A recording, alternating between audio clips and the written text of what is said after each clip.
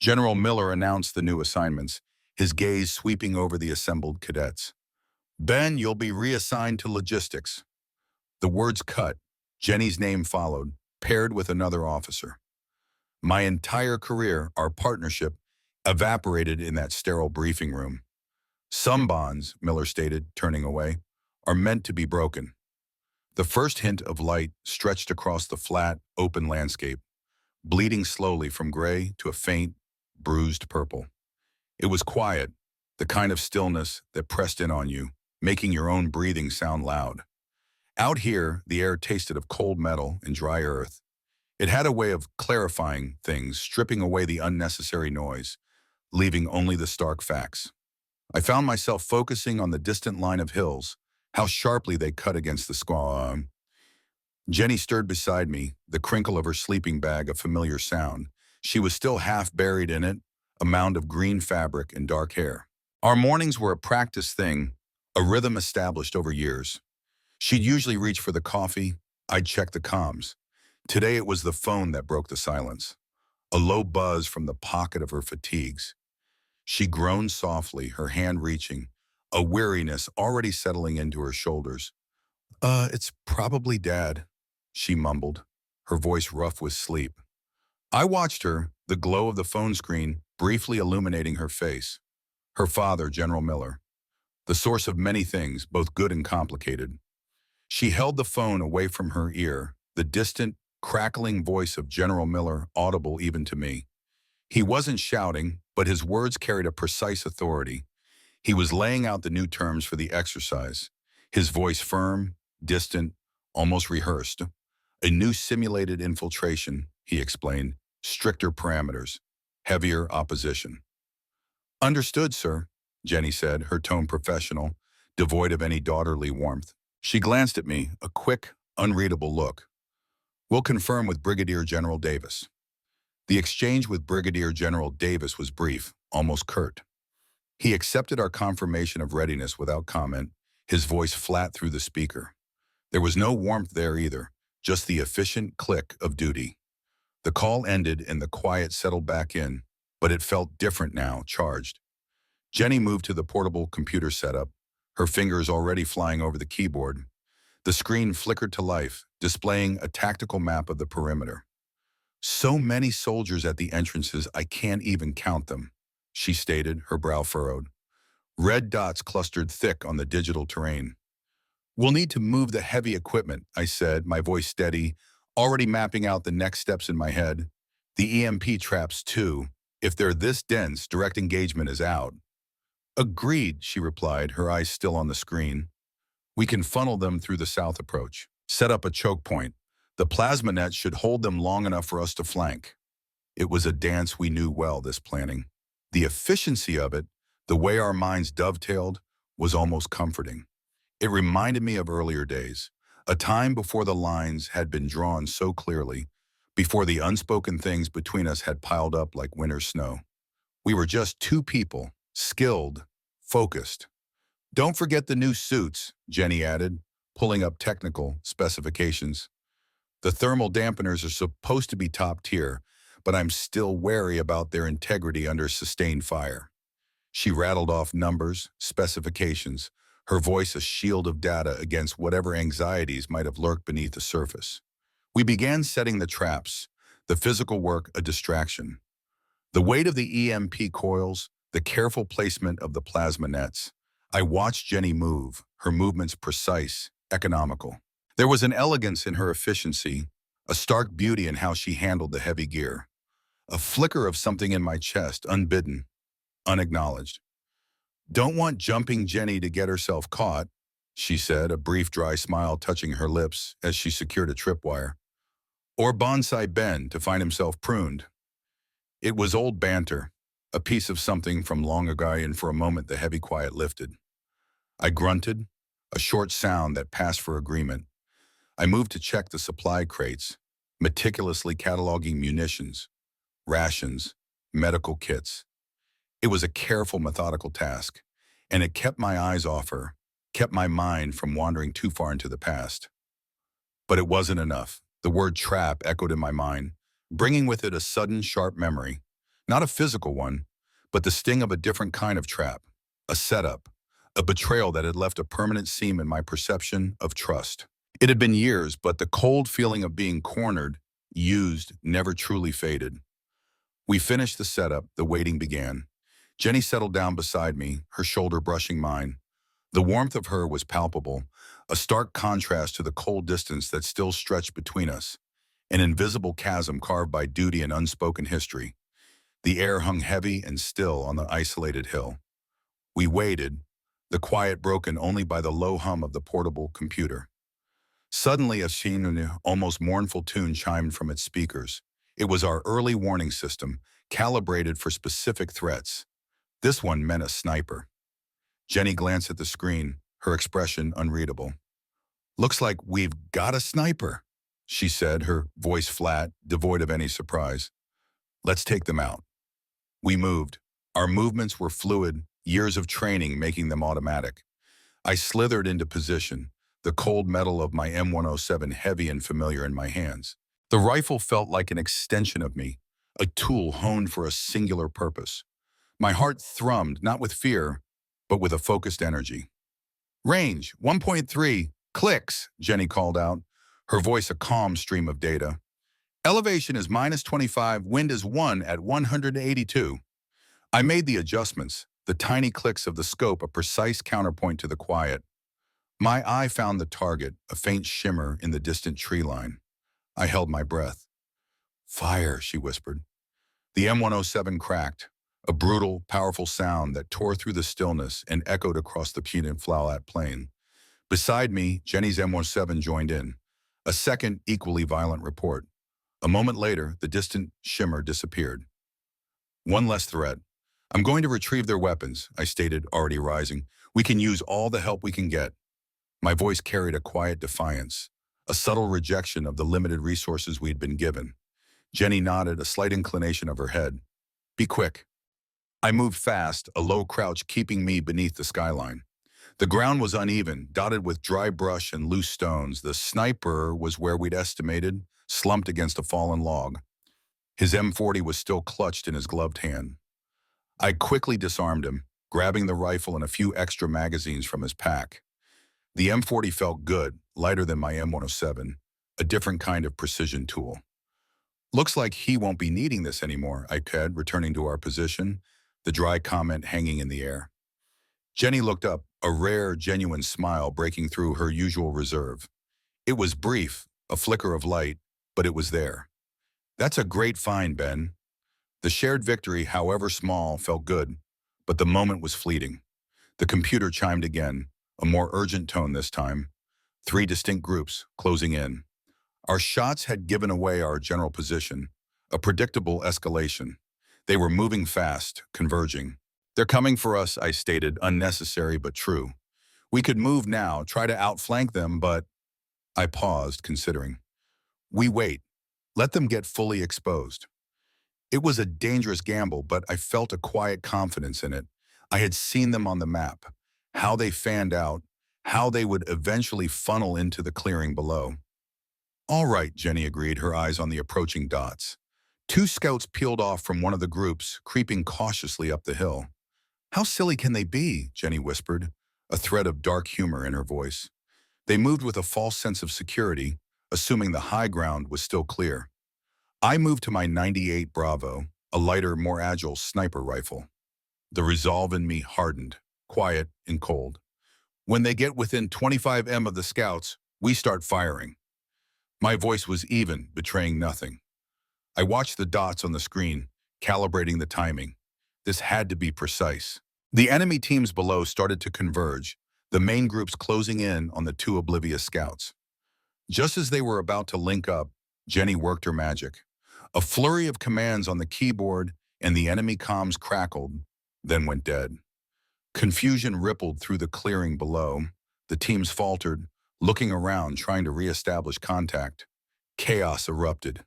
"Now, I breathed. We fired. Not one shot, but a continuous, relentless volley. My 98 Bravo barked, followed by the M40. Jenny unleashed rounds from her M107, a brutal symphony of lead and gunpowder. The scene below became a blur of movement and falling bodies. They had no cover, no time to react. The battle was quick, brutal, and over almost before it truly began. The clearing below was silent once more, littered with the still forms of the eliminated enemy. The smell of spent gunpowder hung in the air, a metallic tang. We checked the computer, confirming the tally. Success. But the map also showed more approaching teams, green dots moving with determined speed towards our position. The silence was only ever temporary. "Go get more gear," Jenny said, her voice low, a quiet urgency in it. "Whatever you can find, we'll need it." I moved again, a quick sweep of the immediate area. I came back laden, my arms full. An extra machine gun, more rifles, ammunition, and slung awkwardly over my shoulder, the heavy squat shape of a mortar. The scavenger hunt was proving fruitful. "Clever," Jenny observed, a slight quirk of her lips. "All these traps, you're good at setting them." It was a brief return to their old banter, a fleeting attempt at normalcy. I just grunted, hefting the mortar, the weight solid and real in my hands. A shadow passed over my face, the kind that came unbidden, triggered by a word, a feeling. Trap. Kadaba, Pakistan. The memory hit me with the force of a physical blow. The dust, thick and clinging, permeating everything. The stifling, relentless heat that baked the air and choked the lungs. The sun, a malevolent eye in a washed-out sky. And the dread, a cold, heavy stone in my gut.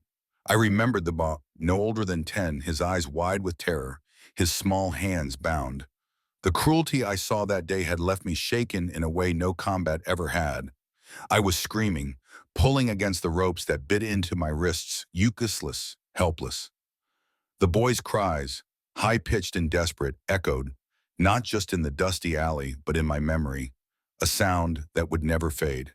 The helplessness was a burning brand, searing itself onto my soul. It was worse than any pain I had ever felt, a feeling of utter impotence. "You all right, Ben?" Jenny's voice, soft and concerned, pierced through the flashback. I blinked, the bright light of the present hill stark after the ochre haze of Pakistan. She was looking at me, her brow furrowed. "Fine," I grunted, forcing the word out. I turned my attention to the equipment, methodically arranging the machine gun, the recovered rifles, the ammunition clips in neat rows. Anything to avoid her gaze, anything to bury the rising tide of memory. We set up the mortar, its cold metal casing a stark contrast to the quiet torment churning inside me. Its destructive power, the way it could wipe out a whole area, was a brutal counterpoint to the quiet internal battles I fought every day. "We have a few more teams approaching from the west," Jenny said, her finger tracing a path on the screen. "They're spread out, but moving fast." I nodded, forcing myself back to the present, to the immediate threat. The past could be compartmentalized. It had to be. If I let it seep in, we wouldn't survive this. Not the exercise, not anything. Another memory, sharp and unwelcome, pushed through. Not the boy this time, but a conversation. The same dusty landscape, but later, in a quiet moment. A conversation with a man, a local contact, a moment of weakness on my part. A promise given that I hadn't been able to keep. A promise that had cost someone dearly. The cost of a moment of vulnerability mistaken for strength. The lines blurred, victim and perpetrator, truth and deceit. "We target the lead elements first," I said, my voice rough but firm. "One shot into their formation, then follow up with scattered fire." Jenny nodded, her eyes focused. "They're still about 800 meters out. We need them closer for accuracy, for maximum impact." We discussed the timing, a cold calculus of destruction. As the green dots drew closer on the screen, I felt a familiar shift. I saw not just soldiers, but faces, some innocent, some betraying, all interchangeable in the crosshairs, the blurred edges of reality and memory. "Ready when you are, Ben?" Jenny's voice cut through the mental static, pulling me back to the present, to the now. "Fire," I ordered, and Jenny sent the first mortar round soaring. The air vibrated with the concussive force, a deafening roar that swallowed all other sounds. We watched the arc, a dark silhouette against the sky, Then the impact below. A bloom of smoke and dust, followed by a second, then a third. A calculated barrage. The devastation was immediate, thorough. Bodies scattered, forms twisted. A grim satisfaction settled in, quickly replaced by a weary resignation. It was effective, but the cost, even in simulation, always felt real. Jenny's fingers danced over the computer. "New contact," she announced, her voice tight. "Not part of the original enemy groups. Looks like an observer, maybe, or a saboteur." An unexpected variable, hinting at external interference. The game was being rigged. The word saboteur lodged itself in my mind, an unwelcome echo. I saw it then, not the dusty plains of Pakistan, but the stale air of a motel room, far away from our quiet Midwestern home. The cheap carpet, the thin curtains, a secret phone call, a hushed conversation with someone who wasn't Jenny, the scent of a different perfume, the sound of a different laugh. The weight of that past choice, the infidelity pressed down on me. I saw it in the rigid set of Jenny's jaw now, in the slight stiffness of her shoulders. She didn't look at me, but the silence between us was thick, heavy with unspoken things. She knew, or she suspected. Either way, it hung there, a third presence on this hill. "We still have a few M107 rounds left," I said, trying to push the images away, focusing on the tactical. "Let's use them." A strategic necessity, but also a finality. These were big guns meant for long-range suppression. Once they were gone, we'd be down to smaller caliber. I watched Jenny as she worked, her hands moving over her rifle. Her quiet competence, her unwavering focus even now under this unspoken burden, was a sharp knife to my gut. How could I have jeopardized this partnership, this quiet trust we had built over so many years? The sheer idiocy of my actions, the casual way I had thrown it all away. We reloaded our rifles, the mechanical action a brief, welcome escape from the emotional undercurrents. The click of the magazine, the smooth slide of the bolt. Simple, tangible.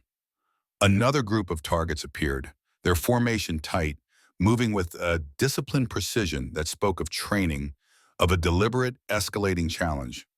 My mind, for a brief moment, cleared. I raised my rifle, aiming. The firing began again, a rhythm of death that had become eerily familiar. The crack of the rifles, the thud of impacts. Another wave, another set of targets eliminated. It was efficient, brutal. Jenny paused, her rifle momentarily still. She looked at me then, her eyes seeking mine.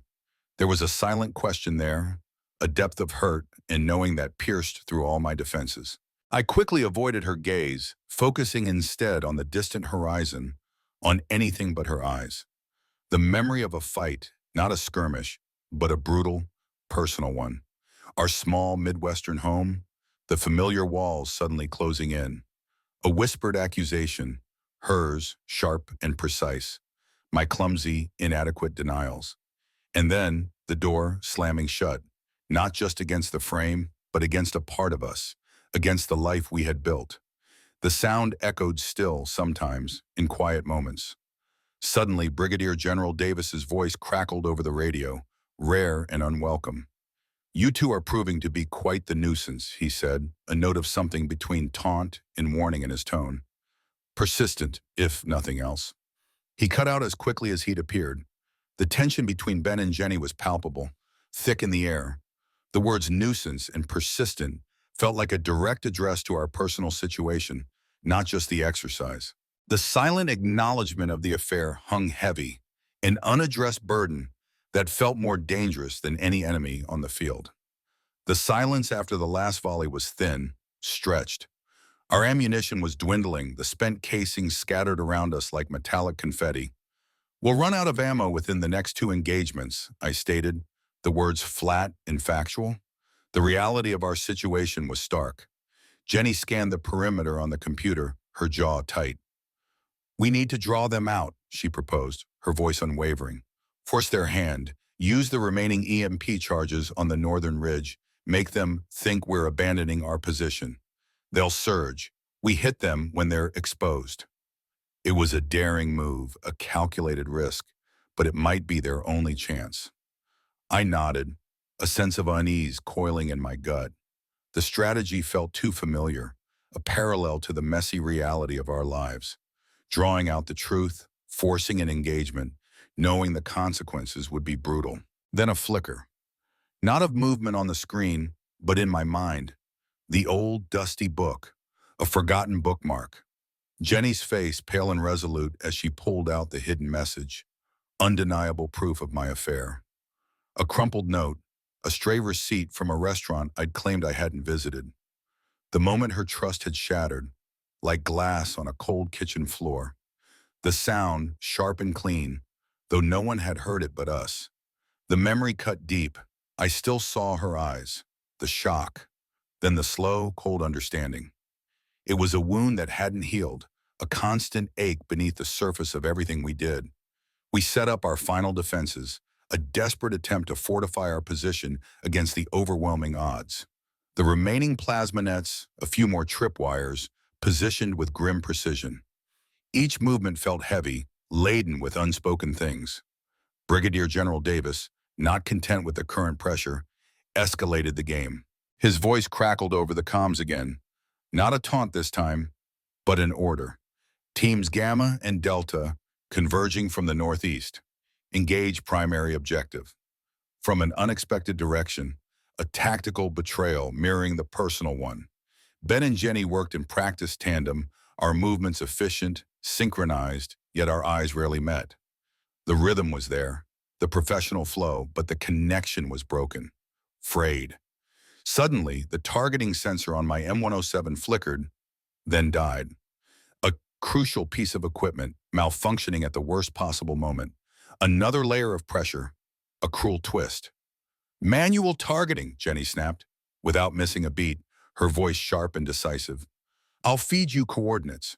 Her leadership was undeniable, even in the face of her personal pain.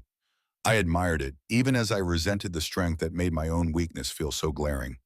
A selfish thought pricked at me. I could confess. Right now.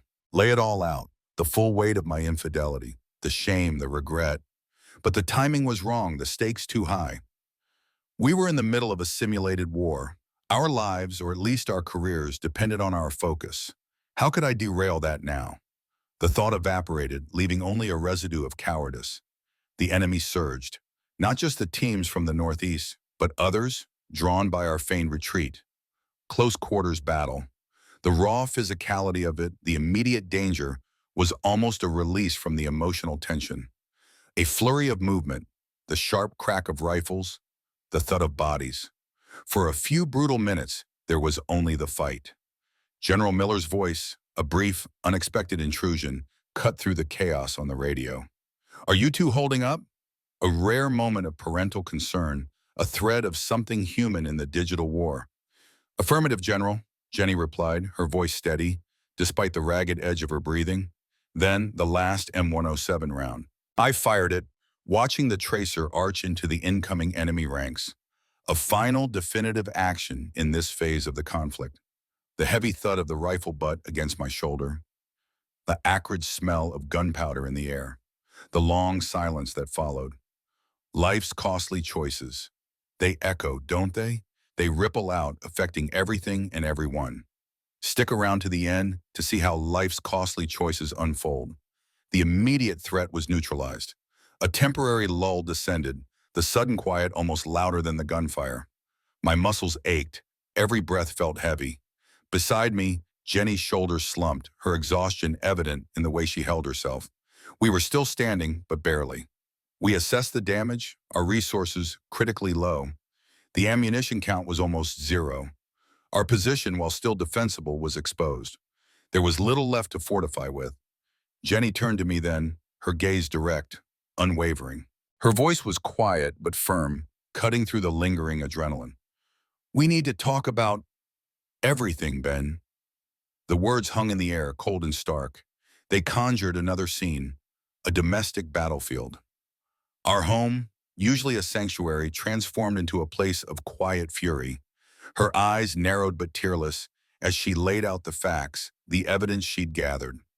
My stammering excuses, hollow and pathetic even to my own ears. The raw Midwestern honesty of the betrayal, stripped bare, no room for pretense. How could you, Ben? Her voice then had been barely a whisper, but it had carried more weight than any shout.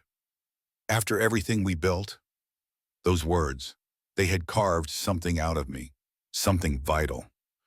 In the present, the sting of them felt as fresh as if she'd uttered them seconds ago. A dull ache beneath my ribs, a phantom pain where my conscience resided. We need a new tactical move, Trevor, I said, forcing my focus back to the exercise, to the dwindling green dots on the screen. The conversation, though professional, was charged with unspoken resentment, a current running beneath every word. As if on cue, Brigadier General Davis's forces regrouped. More movement on the periphery. Another wave. The fight wasn't over. Not yet. I scanned the digital map, my eyes searching, desperate. Then I saw it. An opening. A desperate, risky maneuver. It involved using the remaining EMP charge as a localized decoy, pulling their main assault into a narrow canyon, then collapsing the rock face with our last remaining explosives. It was reckless, but it could end this quickly. Jenny followed my gaze to the canyon, her expression unreadable. She knew what I was thinking. I saw a flicker of hesitation in her eyes, not just tactical, but a flash of distrust. Was my judgment compromised by my guilt, by this desperate need to prove myself? She held my gaze for a long moment. "Do it," she finally said, her voice strained but clear. It was a reluctant go-ahead, a silent understanding passing between us. Our partnership, our survival, was paramount. For now. I executed the plan. Every movement was sharp, focused, a desperate brilliance fueled by a raw need for redemption. Not just in this exercise, but in her eyes. I triggered the EMP, watched the enemy forces surge into the canyon, precisely as I'd predicted. Then the detonator. The ground rumbled, a deep guttural growl. Dust and rock exploded skyward, collapsing the canyon entrance, trapping them inside. The maneuver worked. The tide turned, decisively. But I felt no joy, no sense of triumph, only a deepening sense of dread. The silence that followed was heavy, pregnant with expectation. Then the radio crackled to life. A voice, not Davis's, but one of his lieutenants. "We concede." "Repeat, we concede." "Bravo 6 is clear." A surrender call. The exercise was technically over. We had won, but standing there beside Jenny, watching her pack her gear with deliberate, almost painful slowness, I knew our personal war had just begun. The quiet of our temporary shelter pressed in, almost suffocating. We packed our remaining gear, each item handled with a deliberate slowness that stretched the silence between us. The victory of the exercise felt hollow, a flimsy shield against the real battle brewing.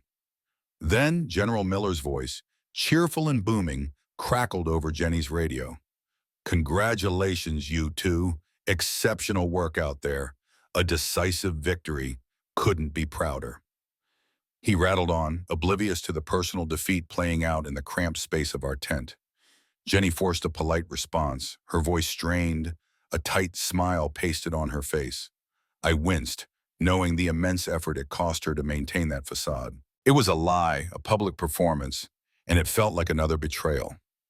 The other woman, her name, her face flickered in my mind, a ghost. The quiet desperation that had led me there, seeking a brief, illicit comfort that had only spawned deeper pain.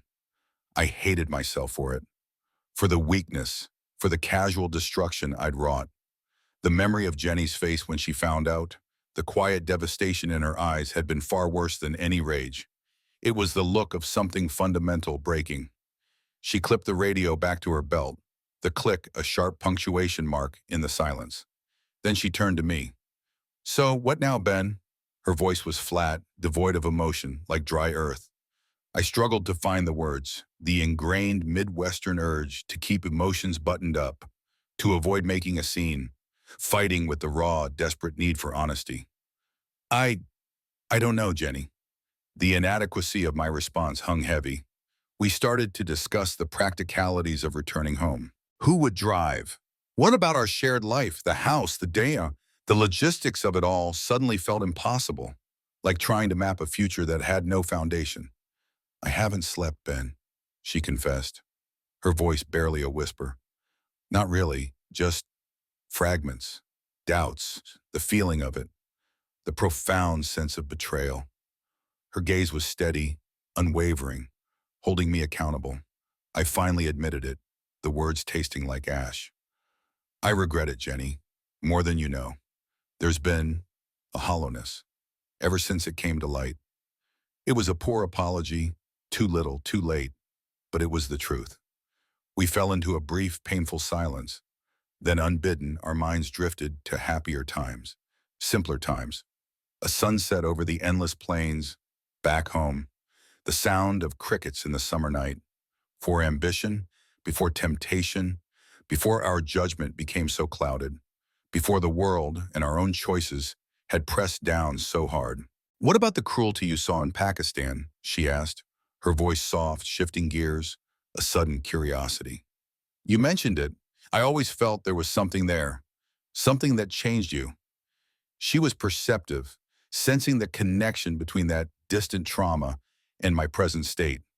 I hedged. It was bad, things you don't forget. I wasn't ready to share everything, the full weight of that memory, the promise broken, the helpless rage. Not yet. The weight of our shared history, our family, our home, pressed down on us both.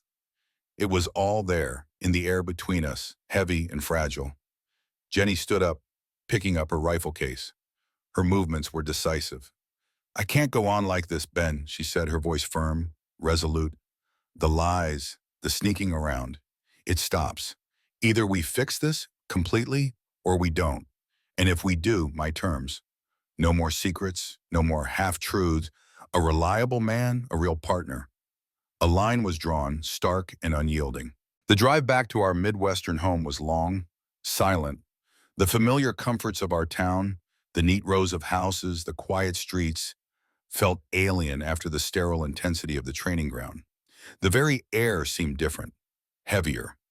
Unpacking the gear, the mundane details of daily life, felt like a bizarre contrast to the life or death scenarios we just left. The initial awkwardness between us lasted through dinner, a meal picked at in silence. But as exhaustion settled in, a desperate need for resolution pushed through the polite veneer. The dam broke, not with a rush, but with a slow, steady seep. Jenny started, her voice low, recounting the full extent of her pain. The quiet lies, the whispered secrets, the agonizing doubt that had gnawed at her for months. She described the sleepless nights, the way every touch had felt tainted, every shared laugh hollow. It was worse than I had imagined, a festering wound I had caused. My own confession, the final brutal truth, came in halting words. Not just the affair itself, but the meticulous deception, the layers of lies I had built. I never meant to hurt you, Jenny, I mumbled, knowing how pathetic it sounded, how inadequate. But it was true. I had been weak, selfish, misguided, but never intentionally cruel. I saw the profound impact on our children, too. Their quiet questions, the way they looked at me, a flicker of disappointment in their young eyes. The ripple effect of my choices, spreading outward, touching everyone. It was a weight I carried, a constant pressure. The phone rang. General Miller again. He offered a new posting, a chance to move, a fresh start in a different state. A promotion, Ben Sahan, he'd said. A chance to lead your own unit. Jenny listened, considering it, her expression unreadable. For her, it might be an escape. For me, it felt like another trap, a way to bury the past, not confront it. Wait, yeah, she asked after the call. Why did you do it? I struggled, grappling with my own weaknesses. The loneliness of long deployments, the constant pressure of command, the way the world outside our home sometimes felt too big, too complex to handle. I don't know, I stammered. Lost, maybe. Alone. Stupid. The words felt small, insufficient. Jenny confronted me then, not with anger, but with a cold, clear assessment of the moral implications of my actions. Not just the betrayal of our marriage, but the degradation of our shared values. The honesty, the trust, the quiet integrity we had always prized. That was what hurt her most, I realized. Not just the act, but what it had done to us. The next morning, we drove to our local church. The old wooden pews, the stained glass windows, the quiet hum of reverence. We sat there not speaking, a silent, unspoken plea for guidance, or perhaps just a place where the weight of our choices felt a little less crushing, a place for quiet reflection. Later, back home, I finally opened up about Pakistan, the horrors I'd witnessed, the helplessness, the boys' cries. I linked it subtly to my emotional state, the way it had fractured something inside me, made me question everything. Not as an excuse, but as an explanation for the landscape of my soul. Jenny listened, her heart aching for me. I could see it. But her resolve about my betrayal remained firm. Understanding my pain didn't erase hers. We discussed the future of our family, the broken pieces of our trust. Could anything be salvaged?